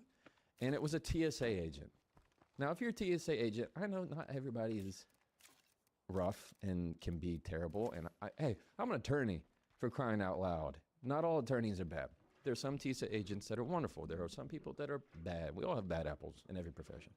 This one right here, this lady, she was a middle-aged lady, just looked so smug as soon as she said that. And this is what my body wanted to come back with some really good zingers in that moment. I wanted to say a few things to her because it was really rude. It was it was unnecessary. And this is what I do. Of course, I have to practice what I preach, right? I looked at her for like 5 seconds, trying to figure out, did she say that? And I just give it time. And now she's sitting back and blinking and looking at me. Her smile is gone. And this is what I asked her. I said, how do you feel when you say that kind of thing to someone? Does it give you joy? That's what I said, verbatim. And immediately, she got red, like, and just got red in the face and apologized right there. I didn't have to prompt anything. She goes, I'm sorry, sir. You're right. That wasn't kind. You're right, sir. I'm sorry. Yes, you can find the terminal if you go straight down. And now she was in helping mode. You can go right here, and this is where it's going to be. I would say, oh, well, thank you very much. I appreciate that. All right, you have a wonderful day. You are not a target. You are not somebody's punching bag. You are not the outlet for somebody to release all of their frustrations and their angers and their smugness on you. These tools work. This is why I talk about them. That's why I feel so passionate about sharing these. You had the choice right in that moment when somebody says something ugly, when they're the TSA agent in your life, how are you going to react? What are you going to say to that person? Are you going to allow them to just press your remote control and manipulate all your emotions? I had a choice. You have a choice. Is that going to ruin your day? I just can't believe you'd say that. Excuse me? Excuse me, are you talking to me? You see how it easily could go the other way when you give in to that fight or flight, when you don't use your breath, when you don't regulate yourself. If you do not say things with control, it doesn't matter what kind of tip I can give you. It's not going to work. It ain't going to work. You have to say it with control. You are not a target. I hope that this is a good reminder for you, wherever you are. I can give you lots of tools and tips on what to say, and we have different podcast episodes on that, and I'm going to continue to give you podcast episodes on this. And I want to make sure that you know and you hear, and really the message is very simple for today. You are not a target. When that happens, I want you to go to your breath, regulate yourself, and then use the questions that I've taught you. These are questions like, did you mean for that to be rude? Did you mean to insult me? Did you mean for that to embarrass me? Or you give it time and then you ask somebody a question of intent. How did you expect me to react to that? I could have said that to her. How did you want me to respond to that? How does it make you feel? Imagine being the person who would say that to someone. These ways of responding to rude behavior that is actually not a response. It's a question. You're not giving them matters of substance. I'm not saying, you spit in my eye, let me spit back in yours. No, it is a reflection of their own behavior and character. And 9 times out of 10, the other person sees that because you're giving them time to, are seeing. It's like the blood, the red. It's not blood. The red comes out of their system, or somebody's seeing red, you have to give them time for that to go away. Come back to normal. Come back. I know that's not who you are. People are far better than we give them a chance to be. Why? Because we know that in ourselves. So when you have the patience and the discipline to get to that, you're going to have a better communication and a better relationship and a better life because of that. This is just what I was hoping Cool. to find. Not bad All right. at all. You are not a target. Hope you have a wonderful day. You have a very calming demeanor, by the way. I mean, we just met, 10 minutes ago, 15 minutes ago, and I came on to the recording. I was like super frazzled, was a couple minutes late. And just the first few words out of your mouth, I was like, oh, he's a calm presence. He has like a very soothing voice, and felt my frustration and anxiety decrease a little bit just with that. Is that intentional? Like, have you intentionally learned how to present yourself and how to show up in a certain way in order to just deflate a situation? The answer is that comes naturally from what's been modeled for me. I will absolutely say that I have been blessed in a way to see models of diplomacy in my family and how they handle and address conflict. I'd grow up, I'd get so mad. I mean, I'm a teenager. I'm getting mad at my mom. She's trying to control me. She's trying to do this. And I'd come to dad, and dad go, so? I'm like, but dad, I got this, you don't understand. He'd go, so? And it would be like, oh, man, what? Yeah, he's right. And so his whole thing was, hey, don't make that your Alamo. In other words, is that the hill you're going to die on? Really? And he was just so good at like deconstructing a lot of the ways I would feel that. And it became very natural to me in my demeanor to slow down. And as an attorney, especially, I very much honed that behavior because my sole job is to send my clients into just intense conflict. So I have to train them and teach them and calm them down in very significant ways. And a part of that is what I've learned now that I've like working backwards of why is that?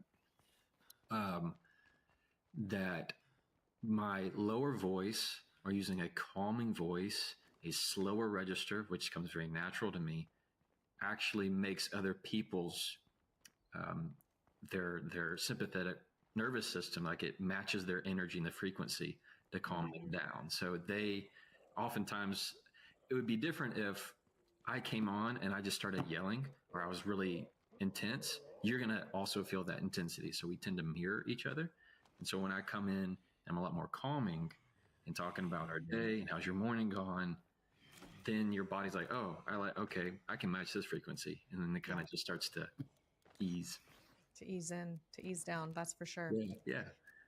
Let's talk about the person who is angry, wants justice, believes they're right, wants their way. Yeah. You probably deal with some of these people Every day. every day. What have you seen work? How do you get people to shift their mindset and shift their behaviors so that the other person can actually hear what they're trying to say? So let's put it in a context. Let's say, let's put it, I assume for your readers, it's marriage, it's relationship. Let's put it contextually. They come into the kitchen. What's happening? Yeah. Okay. They come into the kitchen and let's say it's a wife. She's been working hard all day, getting the house clean, making dinner. And for the 5th night in a row, her husband is not home on time for dinner, like he said he was going to be. And it's not just the fact that he's not home. It's he doesn't respect me. He doesn't love me. This isn't right. Right. And so he comes in and he doesn't see what the big deal is. And she's upset and feels disrespected and unloved. And what she says to him is, why are you never home? Why don't you want to be with me? You need to change. Like, we have to start spending more time together, so on and so forth. That's hard. And let's make it even harder. Let's say kids are around. Yeah, let's absolutely. They're sitting Yeah, at the dinner table. Yeah, let's finishing their dinner. let's make it more. Let's make it even harder. Kids are sitting at the dinner table. They're already finishing dinner, and husband comes in late. So mom has a choice at that moment. Do I address this now, or do I address this later? Now that I think the first part of it is personal preference. I would recommend that it is not addressed in front of the kids. That's my personal belief. I grew up in a household that if you wanted to have a significant conversation, even if it was an argument, it needs to be done away from child's ears because they don't understand the context. Yeah. And I don't believe that kind of behavior, should it turn ugly, should be modeled in front of kids. If you can't have it in a healthy way. But it sounds like under our scenario, it's not going to be had in a very healthy way. So dinner goes exactly as it should.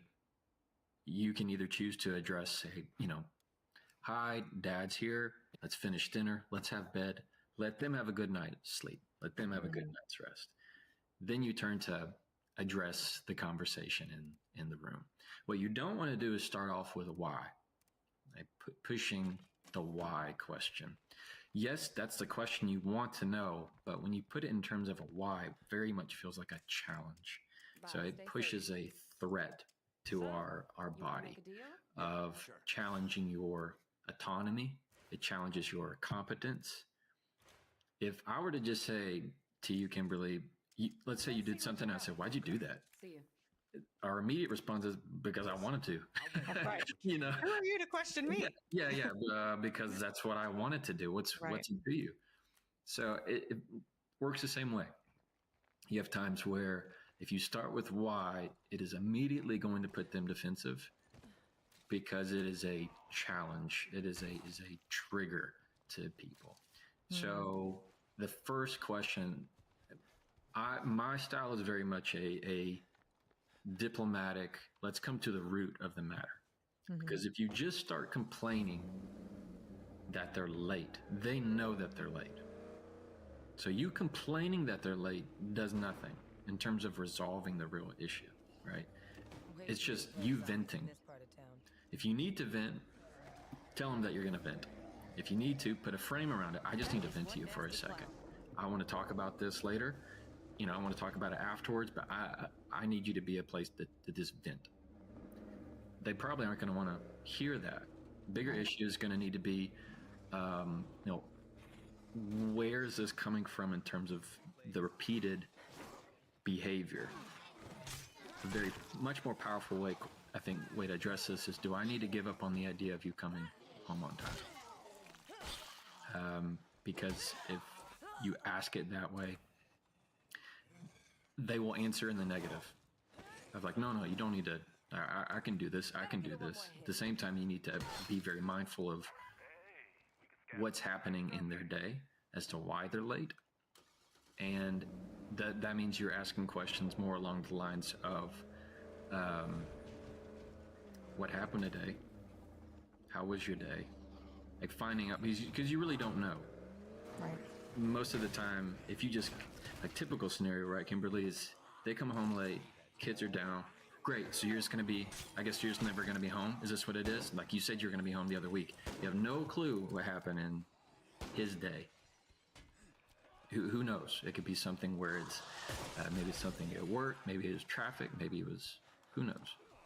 So you always have to have a pause to understand what's really happening in their world. If it is a complete sign of disrespect, that they know that they're being late, and they just don't want to be around, that's much more of a boundary that you need to put up and be much more assertive and aggressive with it. That means that sounds more along the lines of, I'm interested in a relationship that shows up. What's next on the list? If you're not interested in that and being with us at dinner, I need to know that now. There are times where I think you need to ask them in ways that want them to talk to you rather than want them to close up to you. So often we feel like the answer is to attack, when that just makes them claim up more rather than trying to be understanding of what is it about us that makes you not want to be here. and that starts to crack that a whole lot more. And it also, I mean, the other part of that is being able and willing to hear what they might honestly say. Yeah. Because sometimes those answers back might be, well, no, there is something about us that makes me not want to be here. And here it is, right? And then that can lead to a cycle of poor interaction, poor communication. And you'll get in a circle. How many times you get in a it's cyclical, where you're getting in an argument, you come to the same place, but it just gets worse.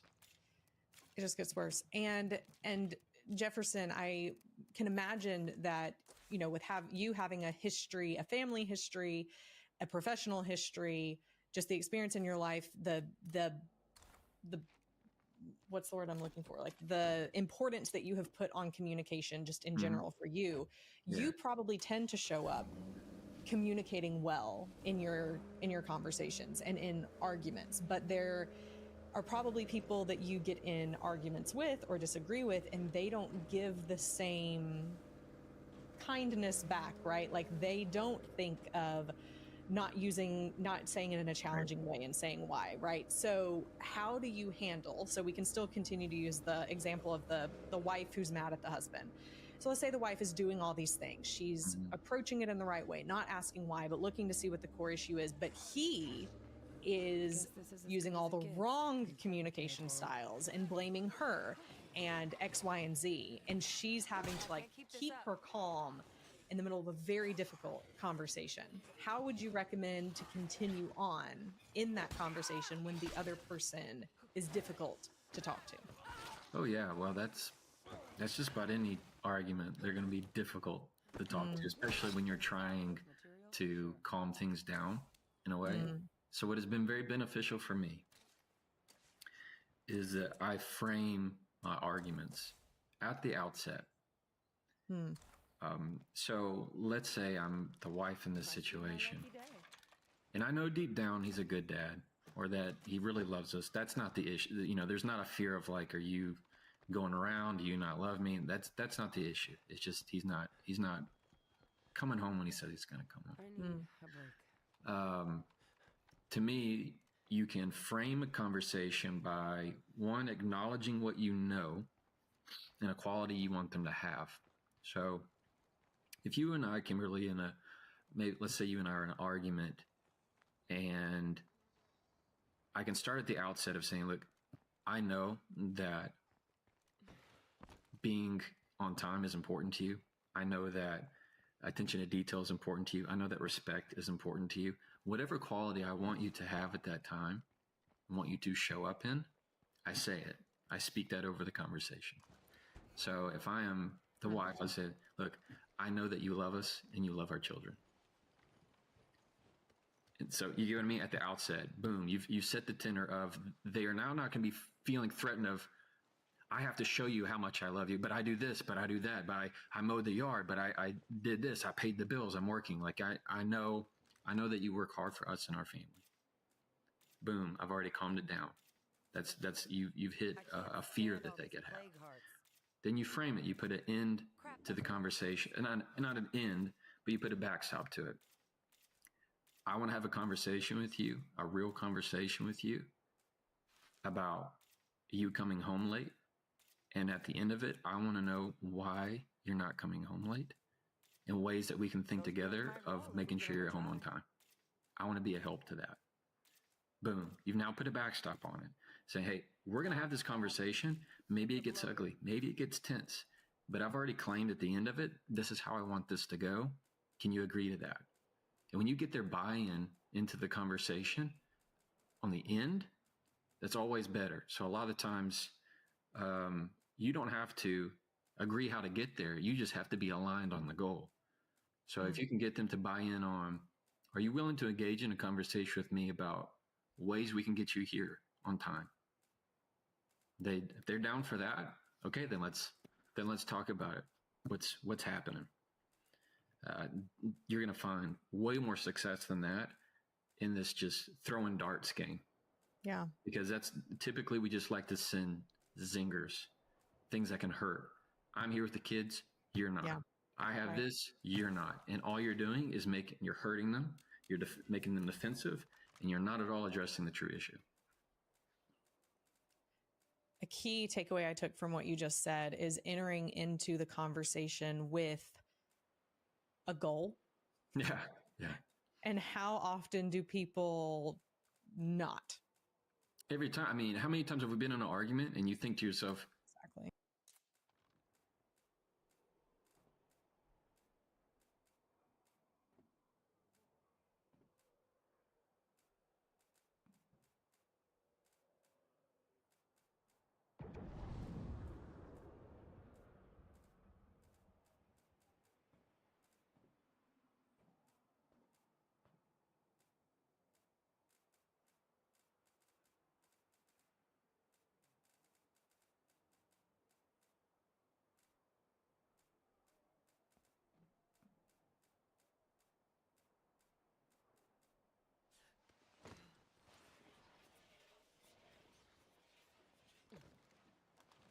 This place is cleaned out.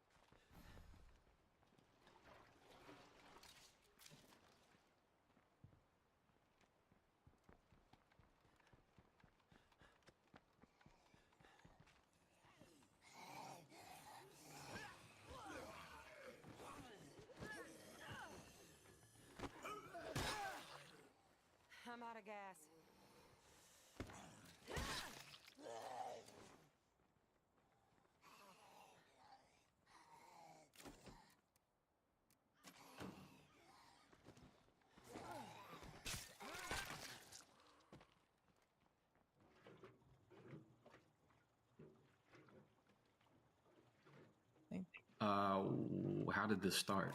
Where was I going? Where was I going with this? You go round. Where am I wanting to end? Or even like, what's the point? that too. You go, you say, how did we start? And then how do we get out of this argument? Like we've lost our way. How did this even begin? You started talking about ironing clothes, and next thing you know, you're talking about, something that happened in 2007 on a bad date that you had. Like you never know. No, goals, knowing what you want the end goal to be before you even start often cuts down a lot on the fluff. So you and your wife, do you just have super effective communication, clear-cut arguments that have a goal in mind? Or does she ever get frustrated that she's up against someone who's like a pro at communication? Or do you ever get frustrated? Yeah. Because maybe she's better at it than you. Who knows? Well, she's an attorney too, actually. Oh my. Yeah, but we've known each other since we were teenagers. So knew each other long before we were attorneys. Yeah. And all it means in terms of an attorney is that she just knows if either one of us ever go into cross-examination mode. Explain what that means for the listeners. That means I am asking questions to prove a point. Like I'm using my questions to prove my point for me. And so if I wanted, let's think of a scenario. If I wanted to prove that, you left the garage door open. I don't know. I'm just making something up. And she's saying, no, I didn't. My cross-examination mode is, you had carpool that day. Yeah. You left after I did. Yeah. I didn't get home before you, did I? No. You're the one who left the garage door. But I'm poking, I'm using my my questioning to prove my point. So. But isn't that effective in the courtroom? Yes. Yeah. That's what I'm saying. It's not beneficial for interpersonal relationship. It's only for the courtroom. Yeah. I just mean that to say that we're both very aware of when we go into that mode. And as soon as we do, we're very quick to say, do not cross-examine me. Oh, yeah, sorry. Like it's just a habit. You can't really help it, but we're very aware of when that's happening. But yeah, do I get frustrated? Does she get frustrated? Absolutely. Yeah. With what's happening with the offering you're putting out in the world of teaching people how to communicate, I'm curious for you, Jefferson, like what are some of the traits that you admire most in people who you feel are the best communicators in the world? Probably number one would be warmth. And people that you don't even have to talk to them. You can sit in a room and just feel it. And maybe it's their energy, maybe their vibe, maybe it's their spirit. Just whatever it is, the frequency that they're putting out into the world calms you. And I find that to be it makes you attracted to them because you like that warmth and that comfort that when you talk to them, you feel just a little bit calmer. And so people who communicate very well are not only good at being clear and direct and assertive, but they're also emotionally intelligent enough to know when to slow down. Because things are so busy when you ramp up, that they know that good communication happens in the smallest of words, the shortest of sentences.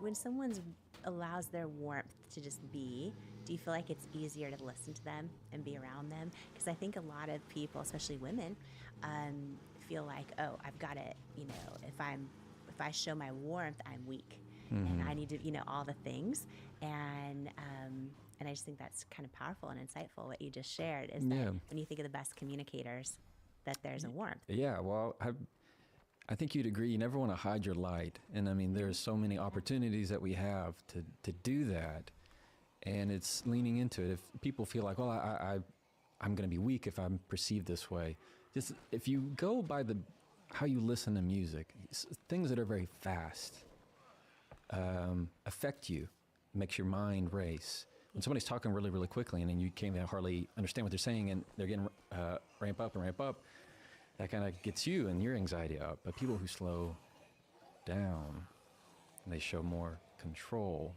It's not the opposite. They show more control, more confidence.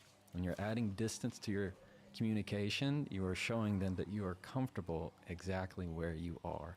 And that also shines onto them to show that and where you are is okay too. One thing that you seem so masterful at that I feel like I need to work on more is this idea of pausing and of giving space. And this is going to be a big thing for everyone listening, because when we dive into all the different topics that are going to affect our lives in so many different ways, when we start applying the tools that you share, there's this consistent theme of pause and of space. And I'll never forget the first time I ever gave even a keynote speech, right? It was like a room of, I think it was like 10,000 people. And all this stuff it was for Brendan Burchard event, actually. Okay. And it was the first time outside of It Cosmetics. And it was a long story, but he's like, I have an opening. And I'm like, I'm in. And it was this hour spot. And it was the most phenomenal hour. But every time people cheered, or even stood up and cheered, or any of the things, because it was really fun. And I was just like pouring into them. I didn't know how to pause. The second they started clapping, I didn't know, and I just kept talking. And I remember afterwards, he came up to me and he says, first of all, like he said a million great things, which I'm so grateful for. And then he's like, you need to learn how to pause and let the audience like have their moment. Like they're excited. They're cheering for you. They're into it. They're so excited that you overcame this huge obstacle. And I was like, I didn't know how to let the pause happen. And what I love is you give so many examples in your book of ways the pause is so powerful, but just really high level. This is for everyone listening. I want you to think right now as you're hearing me and Jefferson talk about this. When you're talking with someone, do you ever just pause and like let there be space, and maybe you're looking at them in the eye, or do you start to feel uncomfortable and want to fill the space with words? Can you talk about the power of the pause, and how right now everyone at home, like different ways you can use just pausing in your communication, and how it actually literally helps change your life? The pausing is the most powerful tool you can use in communication, because it gives you time to choose things.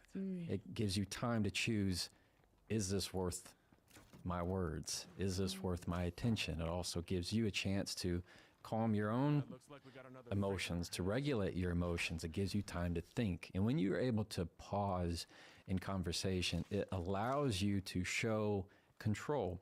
If you were to ask me, Jamie, if you said, Jefferson, how was your day? And I immediately said, good. I mean, my day was fine. It was good. It was good.